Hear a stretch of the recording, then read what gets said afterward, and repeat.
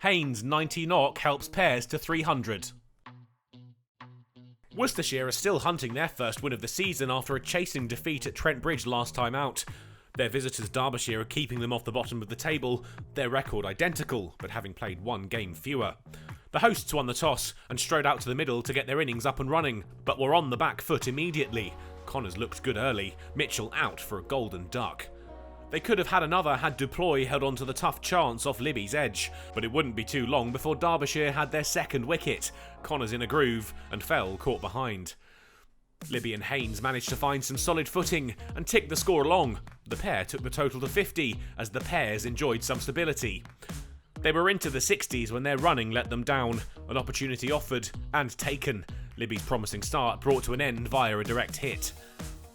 Haynes and Whiteley rebuilt and started to play their way towards three figures. The former found his way into the 40s as they approached lunch.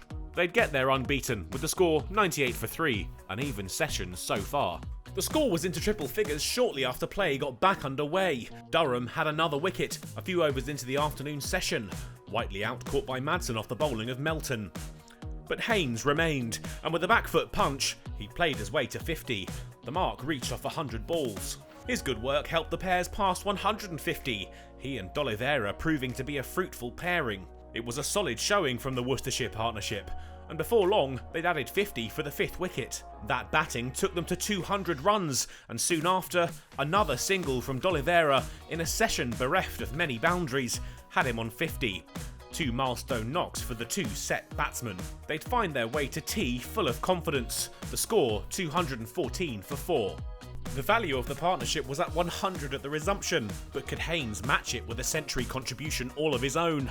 He was denied, out on 97, caught by Melton off the bowling of Critchley as he looked for the boundary that would get him to the mark.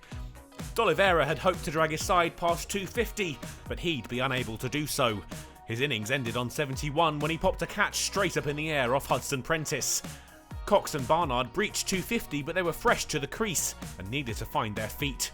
And they did ever so well. The pair were a solid and fruitful partnership and piled on the runs and ticked the milestones off. With one shot, their partnership was worth 50 runs and the pairs moved to 300. Both men looked good for 50s, and by the time the day was wearing towards a close, they were both in the 40s. They'd be unable to stay together through to the culmination of day one. Cox out to Aitchison for 49. The last of the action. The day was brought to a close with the fall of his wicket. The score 336 for 7.